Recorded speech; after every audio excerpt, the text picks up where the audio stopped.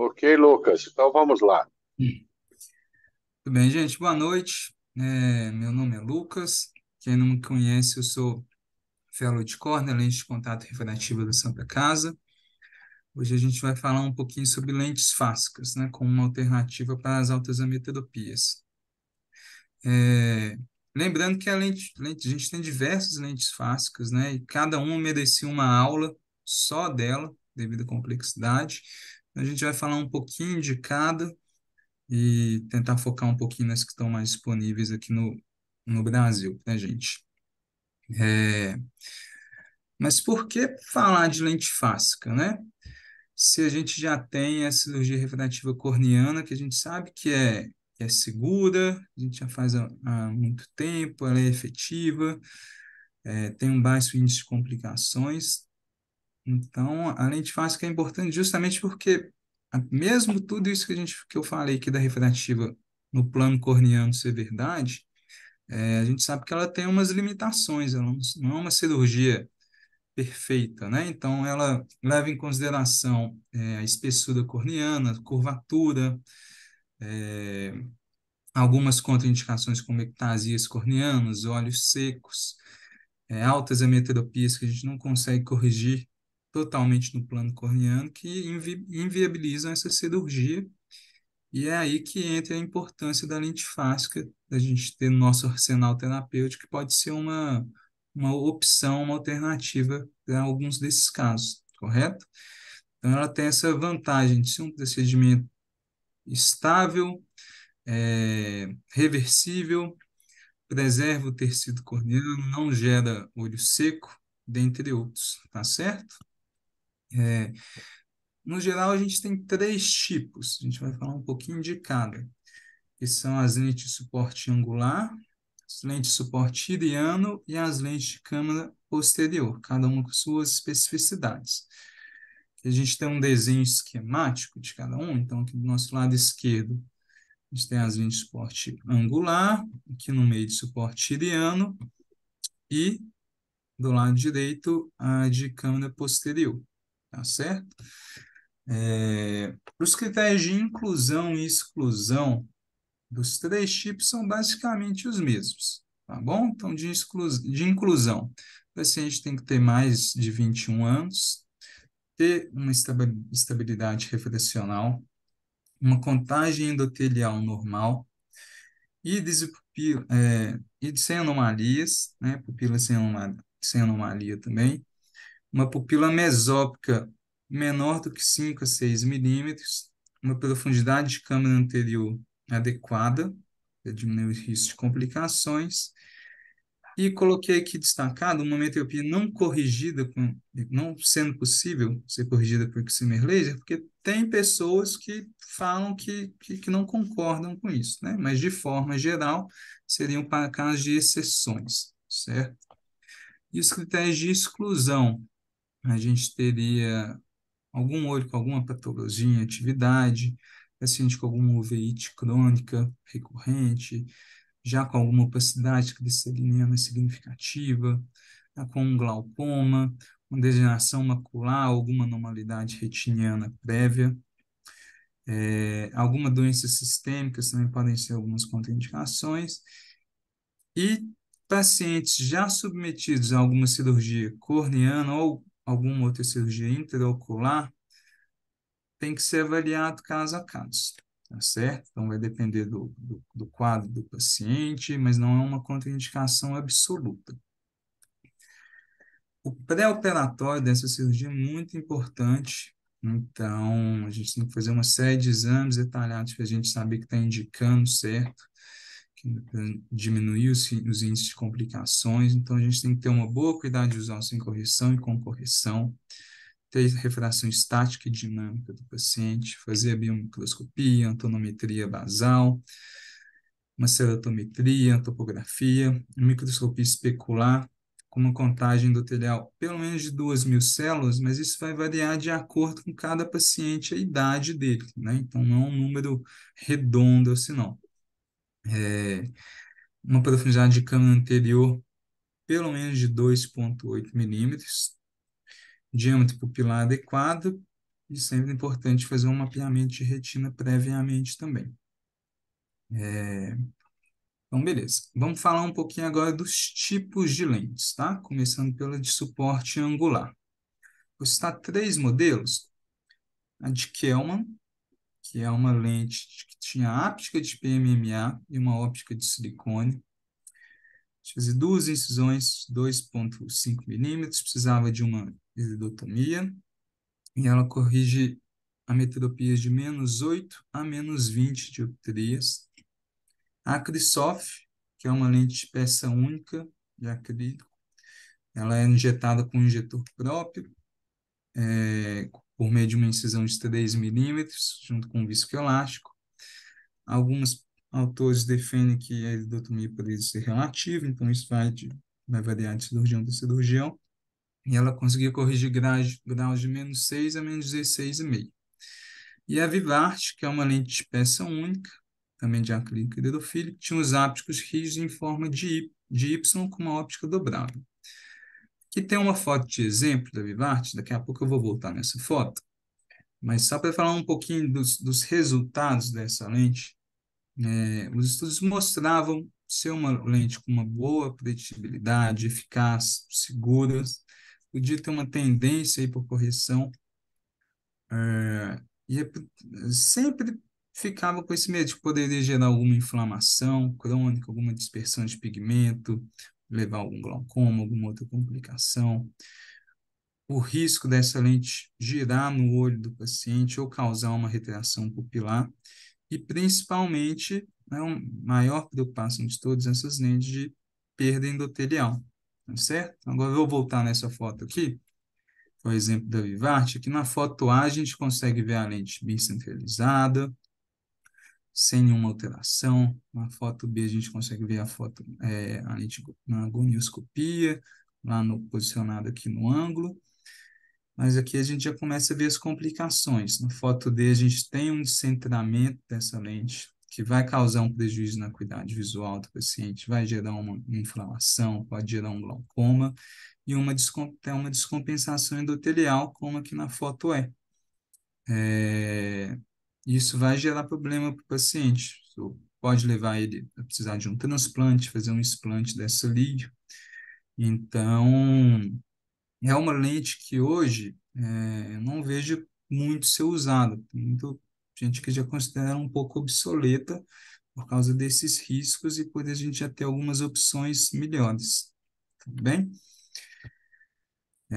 Vamos falar um pouquinho agora das lentes de suporte irianas.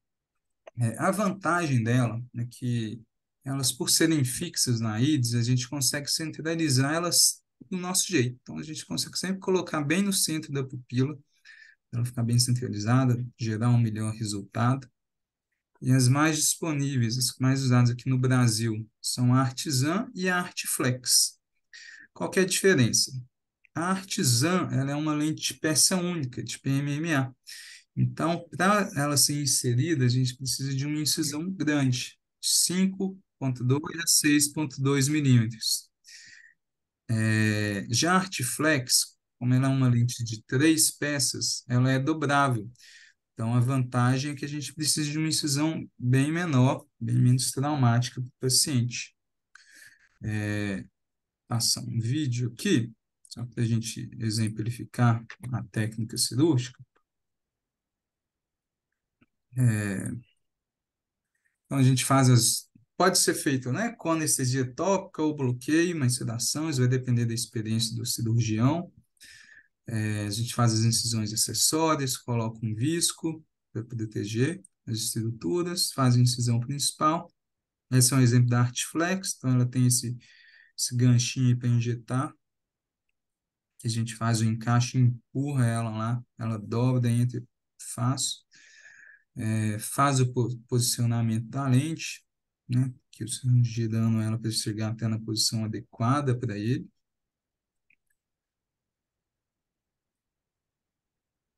E depois a gente vem com um instrumento que é como se fosse um cistítomozinho, para a gente fazer um encravamento das ápticas na pupilas e deixar ela bem centralizada. Feito isso,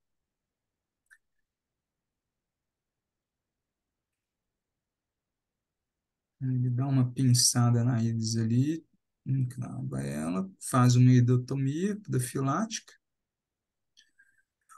e o fechamento das incisões.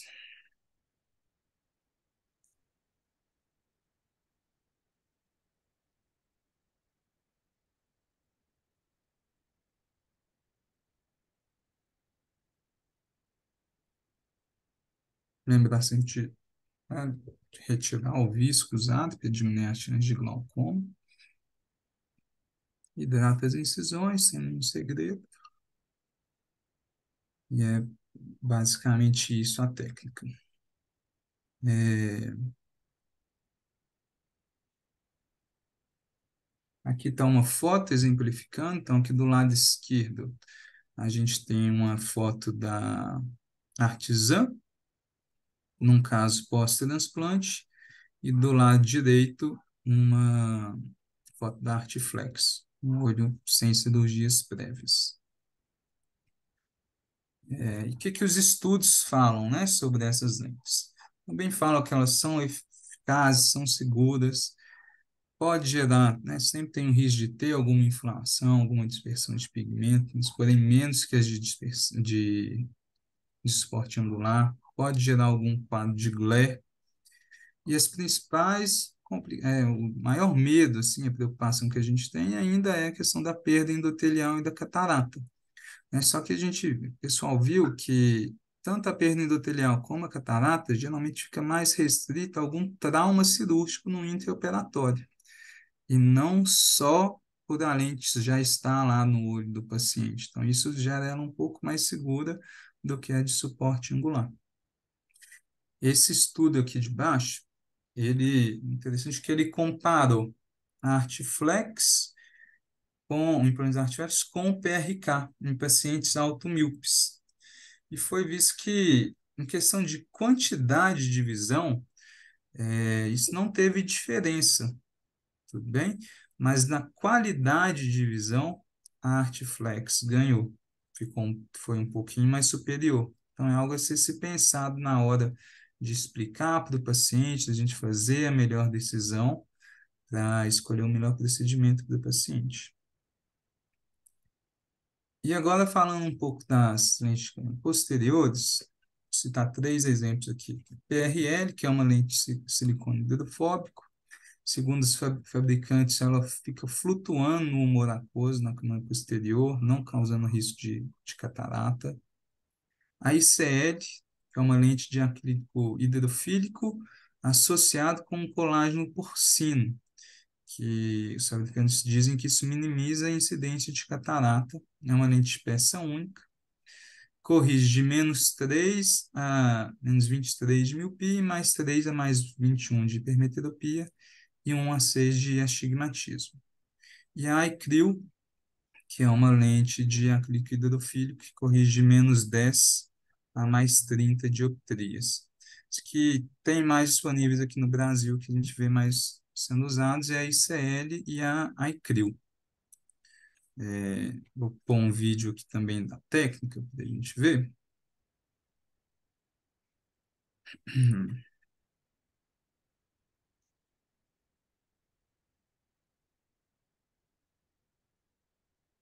A gente faz as incisões, coloca um viscoelástico. É importante o paciente ter uma hidratomia prévia e ter uma boa midrise, né? O mais difícil dessa lente é a montagem. Então, a montagem a gente faz antes de começar a cirurgia, já deixa tudo pronto para não ter nenhum erro durante o procedimento. Então, tem a inserção da lente, o posicionamento, principalmente alinhar com o eixo, se for uma lente tórica, né? É importante dizer que caso a lente entre ao contrário, não é interessante a gente girar essa lente, tá bom? A gente vai, amplia um pouquinho a incisão, retira a lente e coloca ela de novo, tá? Para diminuir os riscos de ter alguma catarata traumática ou alguma outra complicação, até mesmo da lente rasgar. Faz a aspiração do visco, com cuidado.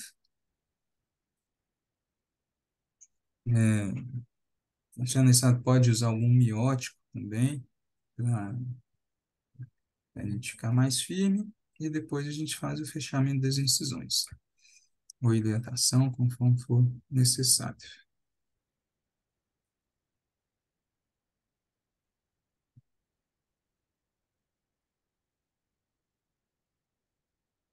Correto? No pós-operatório, como é uma lente de câmera posterior, a gente tem que ficar atento com o que a gente chama de vault, que é a distância da lente com o cristalino. Isso tem que ter uma distância mínima e uma distância máxima, tá bom? Não tem um consenso específico, mas algumas referências falam que tem que ter um valor mínimo de 250 até 600 micras. A gente consegue fazer essa avaliação pela lâmpada de fenda, mas idealmente é bom fazer com OCT, que a gente consegue ter uma medida mais precisa, né? Às vezes no início, né, nos primeiros pós-operatórios, esse valte pode estar um pouquinho mais aumentado, ele vai diminuindo, é algo que a gente tem que ir acompanhando.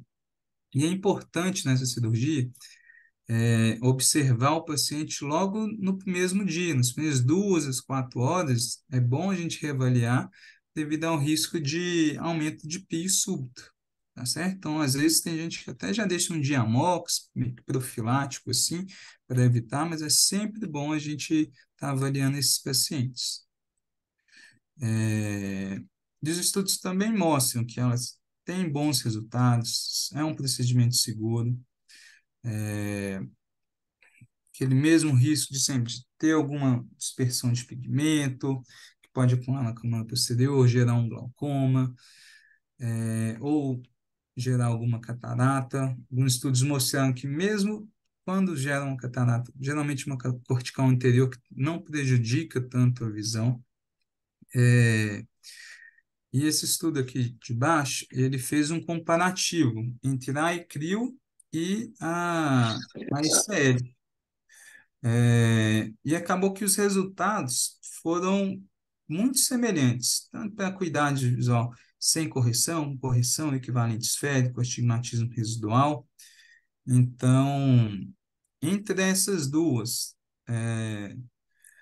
cada um vai ter sua preferência, mas talvez o preço, se eu não me engano, eu acho que a Crio tem um custo-benefício bem melhor do que a de CL, então isso às vezes pode ser algo mandatório para o paciente. E, de forma geral, das lentes fásicas, em geral, elas têm um alto custo, né? Então, elas não são para todo mundo. Diz que não acho que seja uma lente para a gente ser colocado de rotina, talvez seja uma lente para casos especiais mesmo, onde a cirurgia refrativa no plano corneano não consiga resolver o problema, ou talvez até conseguiria, mas deixaria uma qualidade de visão pior. Então, a gente tem que avaliar muito bem cada caso, explicar bem para o paciente, alinhar as expectativas dele, para a gente chegar no melhor tratamento. E é isso. Se alguém tiver alguma dúvida, algum comentário, estou à disposição. Perfeito, Lucas. Ah, Pode fechar a apresentação aqui ou deixa pode aberto? fechar, sim. Não, não, pode fechar o último slide. Reinaldo, você quer fazer os seus comentários, por favor? Ô, Lucas, tá me ouvindo aí? Estou sim. Tá. Você deu uma aula de como dar aula.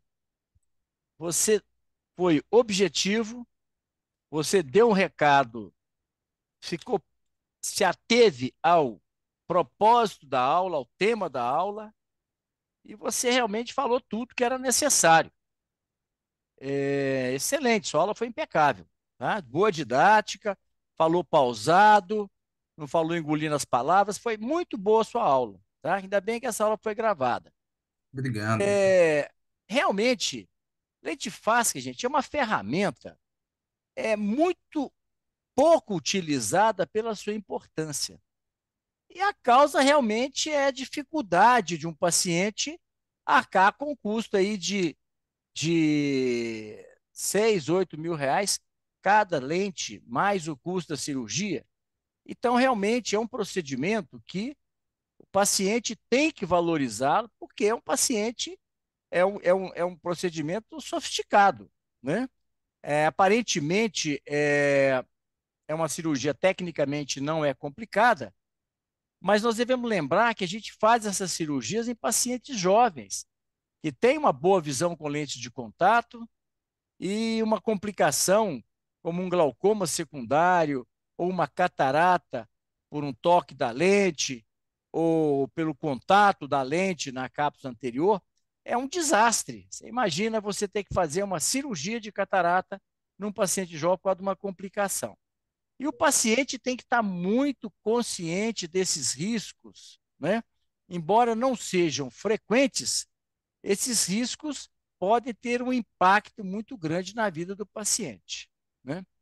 E outra coisa também que dificulta a colocação dessa lente é porque você tem que colocar para o paciente que, em caso de complicação, e a causa mais frequente é a perda endotelial, como você frisou, a gente pode ter necessidade de remover a lente, mesmo que ele esteja com excelente visão.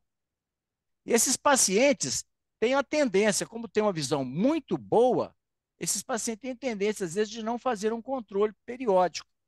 Devemos lembrar que talvez a mais comum indicação dessas lentes sejam as altas miopias e as complicações do polo posterior, principalmente descolamento de retina, elas podem acontecer, independente de estar com uma lente angular ou de suporte iriano ou de câmara posterior. Então,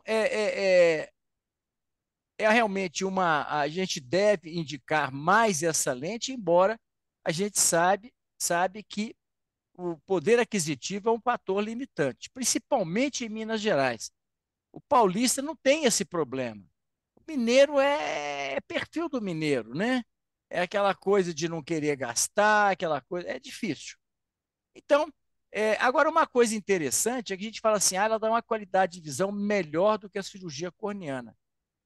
Mas a gente observa pouca reclamação dos pacientes submetidos à cirurgia com excimer laser, mesmo em miopias mais altas, e a gente tem poucas queixas. E por que será que tem poucas queixas? Será que é porque a gente tem uma boa qualidade de visão? Não, a gente muitas vezes não tem queixas porque nós tiramos do paciente a possibilidade de uma comparação com a visão que ele tinha antes. Quando se faz a cirurgia binocular, o paciente fica impactado inicialmente pela não necessidade do óculos ou de uma lente de contato, e muitas vezes ele releva aquela questão dos halos, aquela questão do starburst noturno. Mas se for um paciente mais exigente, isso pode ser um problema e é uma complicação de difícil manuseio quando o paciente realmente é muito sintomático. Então é isso. Eu vou mostrar para vocês algumas outras indicações amanhã de lentes fásicas, além das altas miopias, e vou mostrar também um caso até relativamente recente de um paciente que foi implantado essa lente. Lembrar que o implante frequentemente é bilateral, a menos que o paciente tenha uma anisometropia, mas que tenha também uma boa fusão, porque se ele tiver visão monocular, não justifica você colocar uma lente, você vai continuar focando só com o olho métrope ou com baixa metropia. Então é isso aí, gente. Eu acho que eu gostaria agora de abrir para as perguntas aí também, ver os comentários do Arnaldo, do Cláudio, e depois Perfeito. vamos Vamos abrir ver para o as Cláudio perguntas Cury, aí. então. Vamos lá, Cláudio. Boa noite, pessoal. Tudo bem? Boa noite, Cláudio. Seja bem-vindo. Boa noite. Lucas, parabéns pela aula, bem concisa, e realmente assim concatena e encadena, né, ou encadeia os pensamentos e o raciocínio. É muito interessante mesmo. Com relação à lente de câmara anterior, aquele enclave iriano, ele não é tão facinho assim, não. Mas óbvio que tudo depende de prática, né? Também precisa de câmara anterior, de profundidade adequada e interessante que tanto para a lente de câmara anterior quanto para a lente de câmara posterior, o mínimo exigido é 2,8, né? Apesar da localização ser diferente. Então, não faz diferença na demanda da câmara anterior.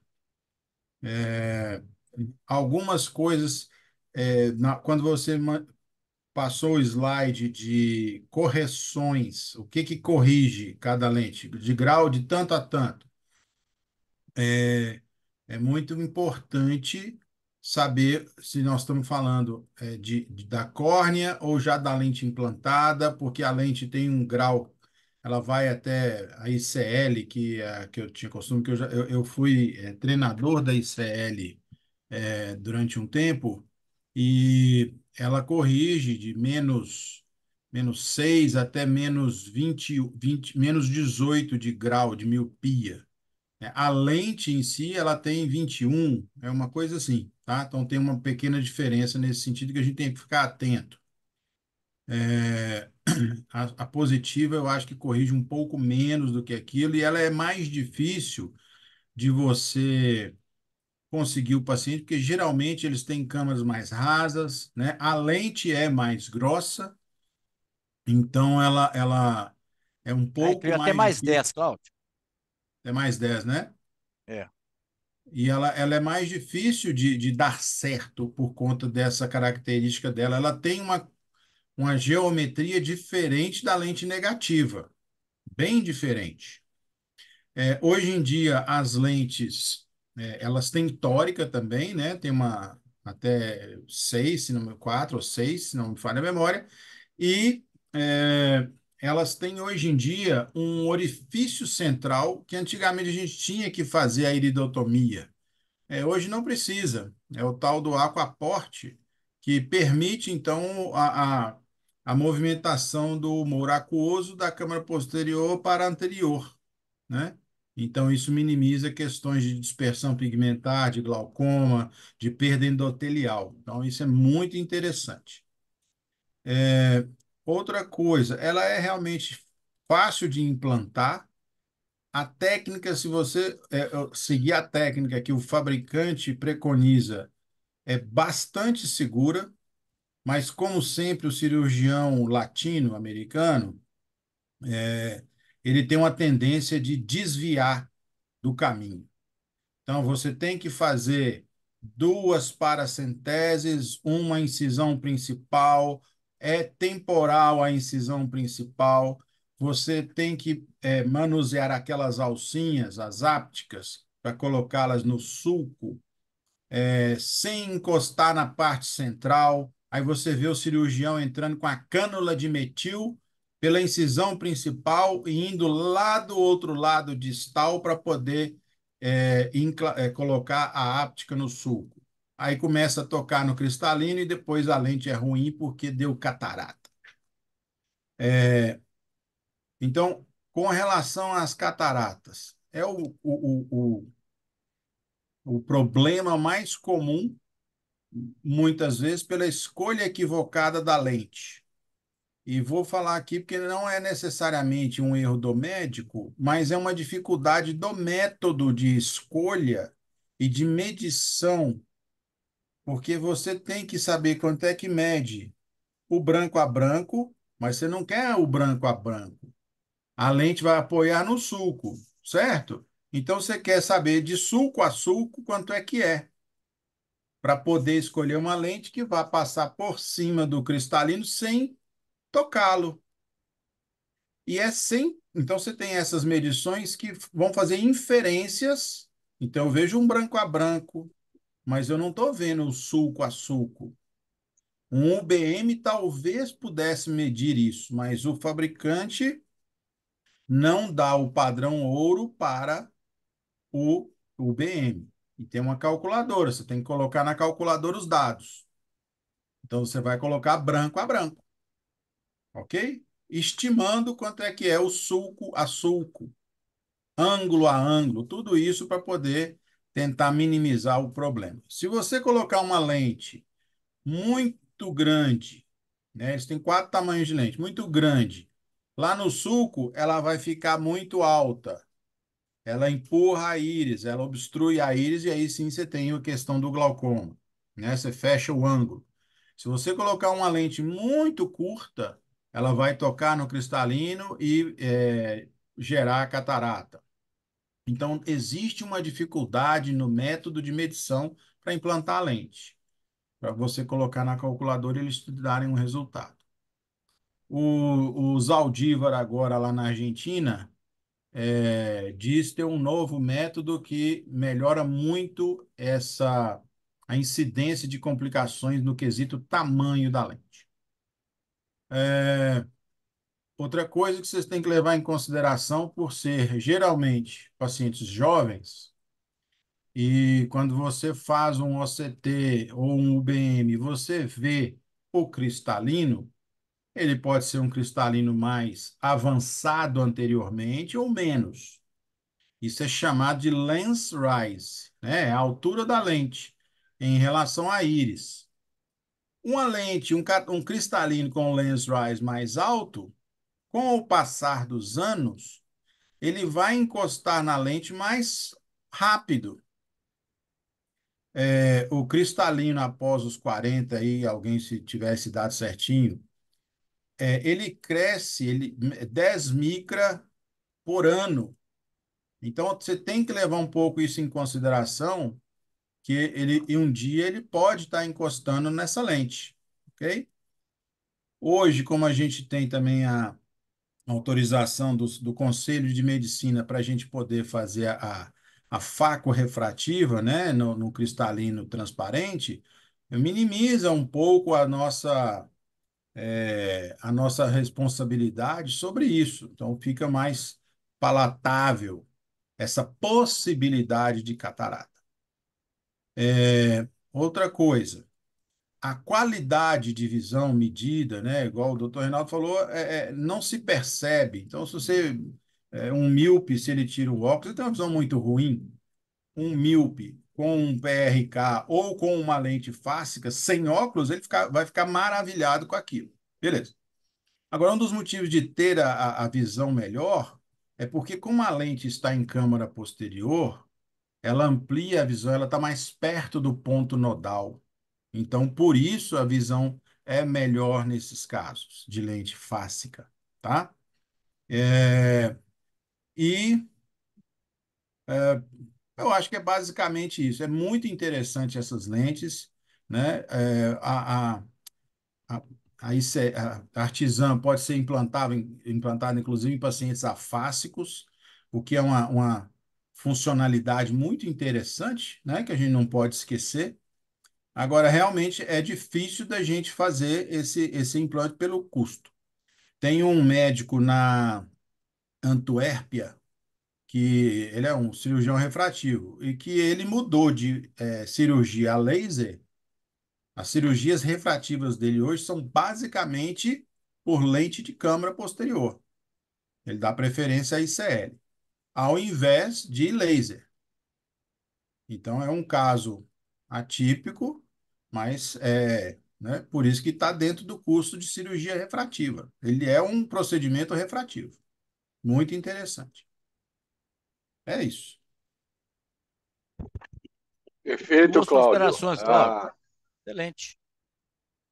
Uma coisa Então, também pessoal, é o importante. seguinte, ô, Reinaldo, Ah, deixa eu só comentar aqui, complementar a fala aqui do Cláudio Cury, que é o seguinte, a lente fásica, aqueles que estão se iniciando em cirurgia refrativa agora, provavelmente não sabem isso, mas a lente fásica, até uns 10 anos atrás, quem representava a ICL no Brasil, durante uma certa fase, foi a Medfax.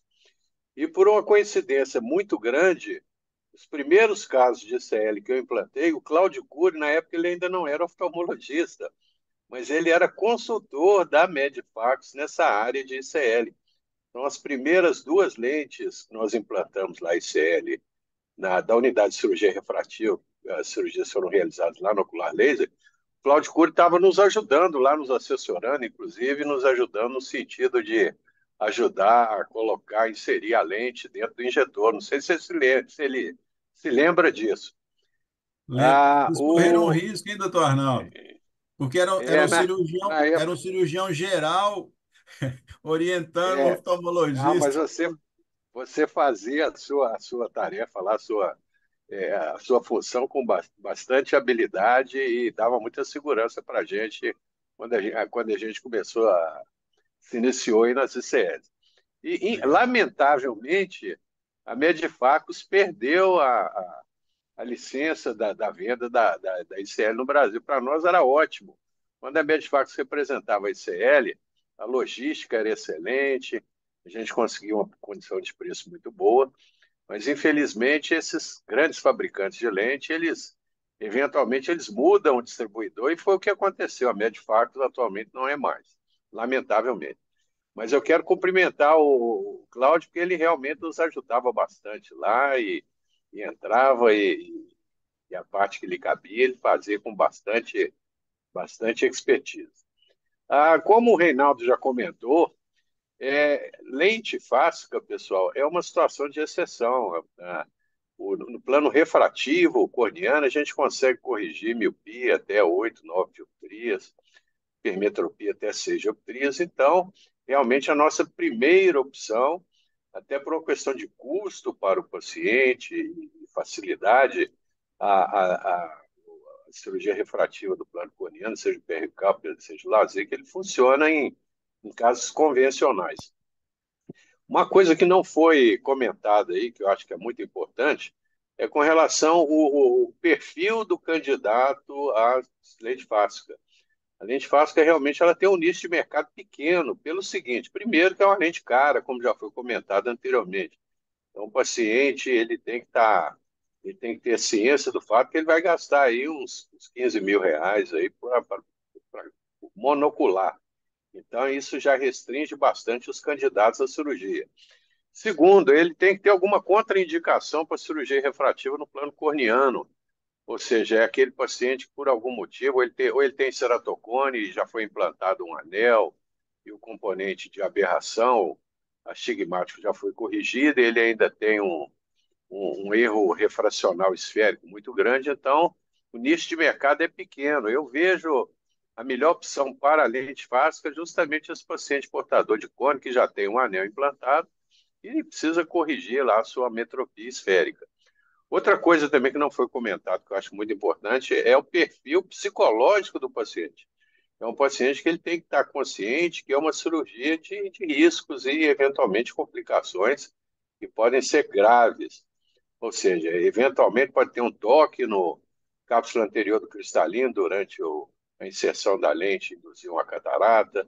O paciente, no caso da lente de apoio iriano, ele eventualmente, se ele por algum motivo ele coçar os olhos, ele vai ter uma descompensação corneana quase que imediata. Ou seja, existem complicações graves tanto de pré quanto de pós-operatório, e o paciente tem que ter plena consciência disso, que é uma cirurgia que eventualmente pode levar para uma remoção da lente e uma fasectomia, ou até, eventualmente, até um transplante de córnea. Então, não é todo paciente que tem esse perfil psicológico para correr esses riscos e nos dá tranquilidade também. Aquele paciente que já tem um perfil de perfeccionista, de querer cobrar um resultado, realmente não é bom candidato para esse tipo de procedimento. Ok? Então, basicamente é isso. Pessoal, alguém gostaria de fazer alguma pergunta aí para o Dr. Lucas, algum comentário? A hora é agora. Aliás, eu gostaria que todos fizessem aí os seus comentários. Eu Vamos começar gostaria. aí Boa com o Dr. André Lamonier. Então, vamos lá, André. noite a todos. Parabéns, Lúcio, pela brilhante apresentação, como sempre. Queria perguntar, na verdade, para os chefes aí, pela experiência de vocês, qual lente fácil que vocês costumam preferir? Se realmente é artesã ou a ICL? Qual que vocês costumam preferir? E por quê? Ah, a sua pergunta é muito interessante, André, porque, na realidade, essa pergunta ela tem que ser feita para o cirurgião que tem grande volume de lente fáscica, sabe? A minha experiência com lente fáscica é muito pequena para que eu possa te dizer que eu prefiro uma a outra. Mas se você for perguntar a cirurgiões que têm grande volume de lentes fáscicas, a maioria deles preferem as lentes de apoio iriano, justamente pela baixa incidência de complicação com as lentes artesã e Artiflex. Okay? Eu, pessoalmente, já implantei 4 lentes, 4 ICLs, já implantei umas 2 ou 3 artesãs, e não me sinto muito confortável com nenhuma delas, ou seja, aqueles pacientes que eventualmente precisam realmente de implantar uma ICL, eu prefiro chamar um colega com mais experiência. Ou seja, o colega com mais experiência é o colega que coloca aí pelo menos umas 50 ou 100 lentes ICL por ano. Ou seja, não é uma cirurgia para ser realizada por aquele colega que faz o implante de uma ou duas lentes por ano. Ok? Você quer comentar alguma coisa, Reinaldo, a respeito da pergunta aí do André? Veja bem, André, essa lente, eu falo o seguinte, que elas são semelhantes. O desenho são muito semelhantes. O custo da iCryo é um pouco menor, um pouco não, é menor. É uma lente cara, mas é menor do que a ICL. Então, eu dou preferência também à logística. Porque se eu tenho uma assistência do fornecedor dessa lente, que me ajuda no cálculo, que me dá um suporte, é mais confortável do que você fazer de uma lente que você recebe a lente e pronto. Você tem que se virar. O Claudio falou uma coisa muito certa. O cálculo do tamanho da lente, ele é fundamental. E ele é, de certa forma, não é uma precisão absoluta. Então, quando você vai colocar uma lente dessa, você tem que estar ciente que você tem a possibilidade, mesmo tendo nenhuma complicação, se essa lente tiver um comprimento menor, muito menor ou muito maior do ideal, você vai ter que tirar essa lente, independente do paciente. O paciente não vai sentir nada, ele vai estar super feliz e você vai ter que tirar essa lente antes que ele comece a ter um problema. Porque depois que teve a complicação, é muito mais complicado você retirar a lente. Então, por isso que o procedimento é caro. Você tem que considerar a possibilidade desse paciente ficar muito próximo da hemetropia, um paciente que ainda tem uma boa acomodação, e a grande vantagem, né, sobre a faco refrativa. Então, você veja bem, se esse paciente, por exemplo, você implanta uma lente dessa e ele fica com um resíduo, ele tem que estar orientado para a possibilidade de você fazer um enhancement, tá? Um upgrade, fazer um complemento da correção na córnea. Você fazer ali um PRK para tirar uma dioptria e meia, um astigmatismo para tirar ali uma dioptria e meia, isso aí não vai comprometer a qualidade da cirurgia intraocular. E muitas vezes um paciente que faz uma cirurgia dessa, ele quer realmente ter uma visão de qualidade e também uma hemetropia ou muito próximo da hemetropia. Não quer usar um óculos mesmo que eventualmente. Então, a gente tem que, no custo, você tem que colocar toda essa possibilidade. Se você cobra apenas o custo da lente mais um honorário, vamos dizer, de uma cirurgia de catarata, alguma coisa, se você não cobra adequadamente, você vai estar arcando possivelmente com o risco de pagar para operar esse paciente. Então, é preferível você não operar do que o paciente, às vezes, fazer um sacrifício que para ele é uma coisa sobrenatural, ele vai exigir da cirurgia algo que, às vezes, nem a cirurgia pode oferecer, e qualquer complicação, ele vai valorizar muita complicação. Por isso que eu falo, é uma cirurgia realmente de exceção, porque, veja bem, se o paciente não tem uma miopia muito alta, você vai fazer na córnea. Se ele tem uma miopia muito alta e se adapta com lente de contato, ele tem a opção da lente de contato.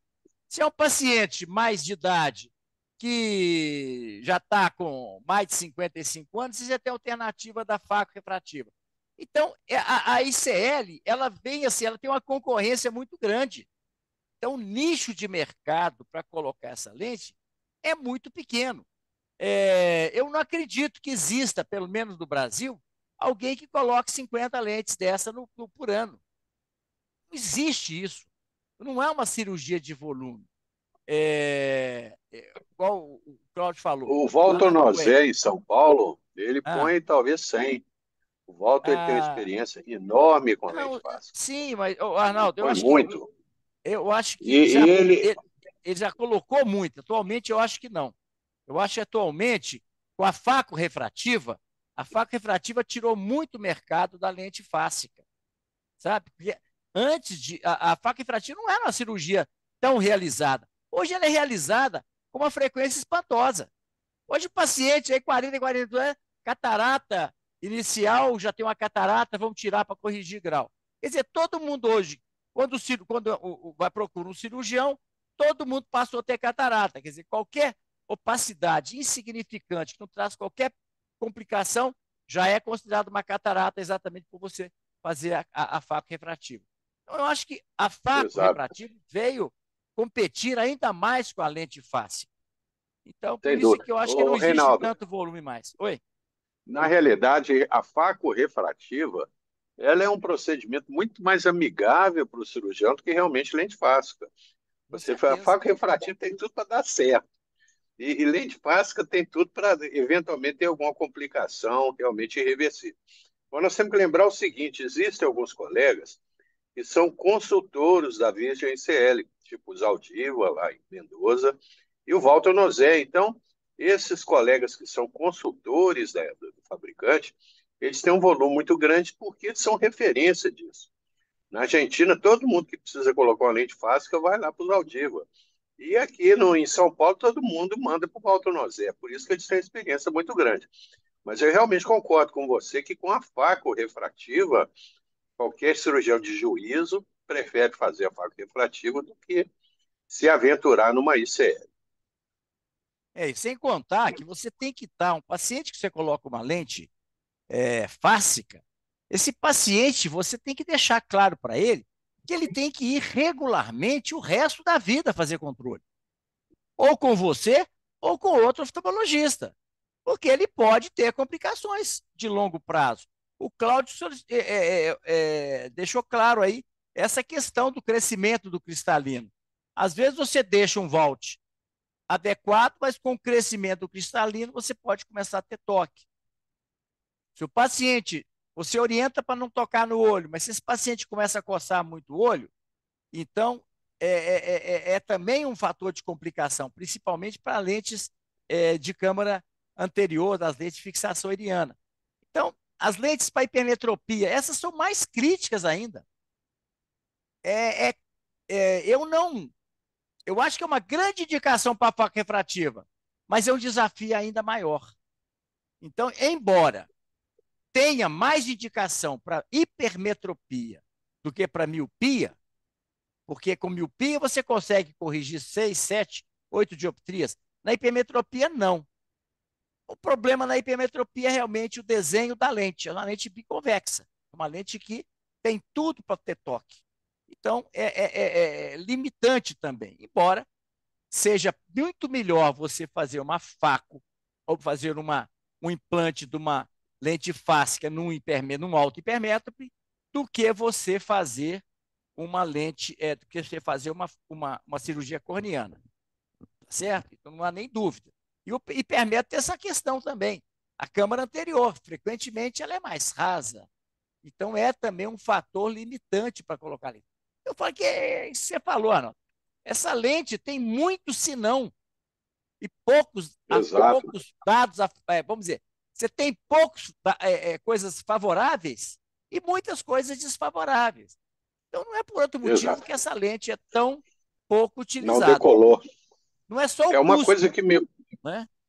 Uma coisa que me preocupa, Reinaldo, é o seguinte: na época que a Medifax representava a ICL no Brasil, eu implantei ICL nos 4 ou 5 pacientes da Santa Casa, da unidade córnea da Santa Casa, porque como eu estava me iniciando no procedimento, eu naturalmente não quis implantar em nenhum paciente de clínica particular. Então, selecionei pacientes automíopes lá da unidade córnea refrativa, pacientes que realmente eram bons candidatos ao procedimento e que não tinha condição da gente resolver no plano corneano, paciente com menos 14 de miopia.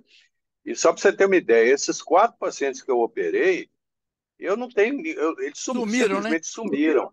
Eles assinaram na época um protocolo de lente fáscica, que eles precisavam comparecer à unidade, pelo menos semestralmente, e eu não tenho notícia de nenhum desses 4. Então, realmente é uma coisa que preocupa a gente, porque dependendo do perfil do paciente, você implanta e o paciente some. Esse Ele é que é o só volta problema, né? quando ele tem alguma complicação e muitas vezes volta já com a córnea descompensada, com uma catarata, né?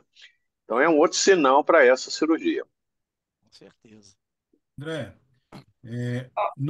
a minha resposta para você seria no seguinte sentido: estar confortável com o que você conhece.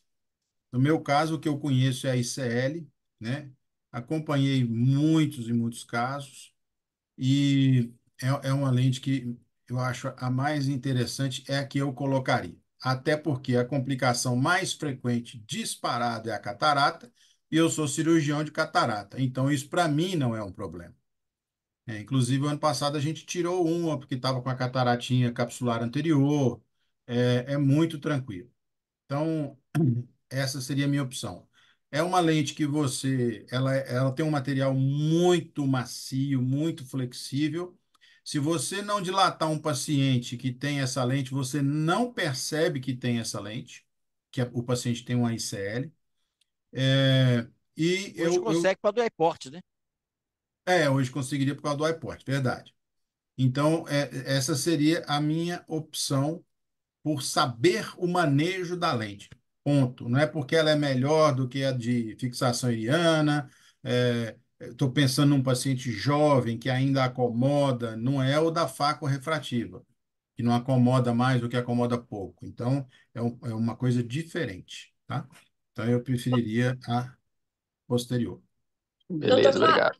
Ah, e mais uma coisa, e só mais uma coisa. No caso de erro refracional, o fabricante te repõe, você pode trocar a lente, e não é difícil trocar.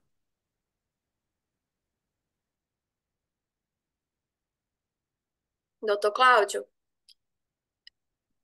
Oi, tá me ouvindo? Em alto e bom tom. Ah, tá. Não, só eu queria saber, só pela sua experiência que você colocou, né? A doutor Arnaldo, ele falou que os pacientes sumiram, não tiveram como ver, né, o pós-operatório, o acompanhamento. Os casos que você colocou, o que você achou, assim, da resposta? E doutor Reinaldo também. Os pacientes ficam maravilhados. É muito parecido com o LASIK. Sai E, enxergando. Perfeito. E aí aquele wow factor, né? Então, ele aham. já sai enxergando, enxerga no dia seguinte, enxerga no outro.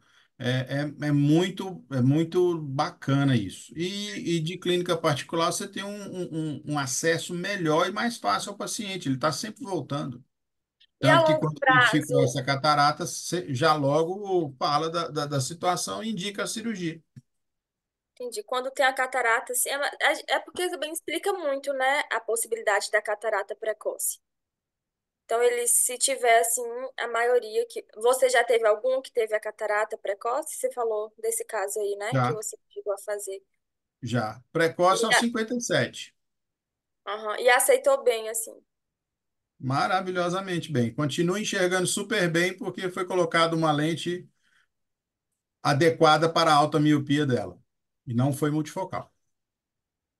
Certo. Então, hoje você indica com tranquilidade essa possibilidade, assim, cirúrgica, pelo que você... Indico com Pela sua experiência, né? tranquilidade, mas tenho dificuldade é, de captar o paciente pagante para esse tipo de procedimento, pelo que a gente já falou que é um procedimento caro. Eu tive Entendi. paciente do Rio de Janeiro que topou pagar, mas o de Minas não topou, não.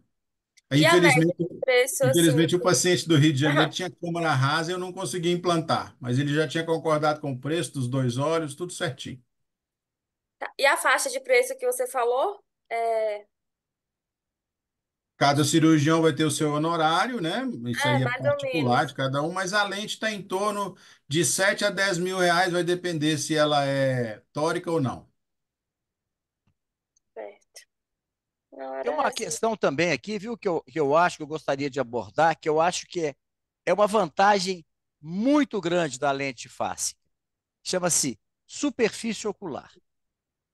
Quando você faz uma cirurgia corneana, seja LASIK, seja PRK, principalmente LASIK, você vai ter olho seco em 100% dos casos. Ele pode ser um olho seco sintomático ou não, mas se você vai ter um prejuízo da inervação e, consequentemente, da lubrificação reflexa desse olho. O que não acontece com os pacientes submetidos a implante de lente fásica, né? Outra coisa também que a gente é importante, que eu comentei com vocês, quando você faz uma cirurgia binocular, esse paciente pode ter indução de aberração de alta ordem, mas ele vai acabar se acomodando porque ele tem a independência dos óculos. É um paciente de alta miopia, um alto astigmatismo, que é totalmente dependente de óculos. Ele pode até ter reflexo, ter asma, a maioria não reclama.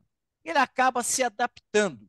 Lembrar que nossos olhos não são naturalmente aberrados, diferentemente de todo paciente com ceratocone ou outras alterações corneanas, né? Então, um paciente que tem uma córnea normal, isso já aconteceu comigo e foi o motivo pelo qual eu comecei a me interessar em qualidade de visão. Eu operei um paciente há muitos anos da ZIC, ele quis fazer um olho de cada vez. Era um paciente que tinha acho que 9 de miopia. Ele ficou com menos 0,75, a visão dele aparentemente tudo muito bem. O outro ele estava com 9 também. E ele falou comigo no pós-operatório, doutor, ele continuou usando lente de contato no outro olho porque ele queria esperar o resultado de um olho para fazer o outro. Ele falou assim, ó, esse olho que eu uso lente de contato, a visão é melhor. E não era por causa do 0,75. É porque quando você aplana muito uma córnea, você induz aberração esférica, de quarta ordem. E essas aberrações geram halos noturnos, coisa que ele não tem no outro olho. Pois bem, resumindo a história, esse paciente ficou com uma anisometropia de 9 e não quis operar o outro olho. E eu só descobri por que ele não queria operar o dia que eu fui estudar o caso dele em profundidade e cheguei à conclusão que ele tinha sido induzido aberração de alta ordem. Ninguém falava ainda em aberração, ninguém falava em aberrômetro, ninguém falava em cirurgia personalizada e a sensibilidade ao contraste era um teste muito pouco utilizado, menos até do que hoje.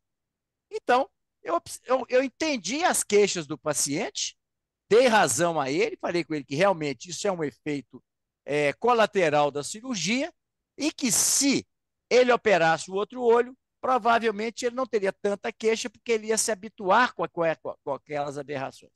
Ele optou por não operar. Então, vocês imaginam, o paciente passou a ficar escravo de lente de contato devido a essa enorme anisometropia. Se não tivesse tanto desconforto, ele teria operado o outro olho. Então, quando você faz os dois olhos, você tira do paciente a possibilidade de comparar. Então, ele não tem mais alternativa, ele vai reclamar de quê? Ele não via nenhum prédio. Agora ele está conseguindo ver uma pessoa lá dentro da janelinha do prédio. Então, ele fica até constrangido de reclamar. Mas se você desenhar para ele uma aberração de quarta ordem, ou um coma, alguma coisa que pode ter sido deduzida, ele falou assim, eu estou vendo isso aí mesmo. Eu não tinha isso. Ou seja, a gente evita ficar procurando também problema onde a gente, na verdade, trouxe um grande benefício para o paciente.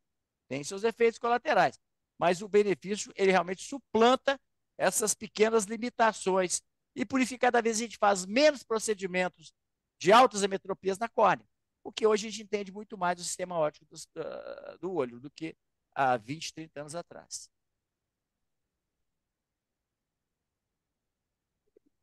Mais alguma pergunta? Pessoal, podemos encerrar? Mais alguma pergunta?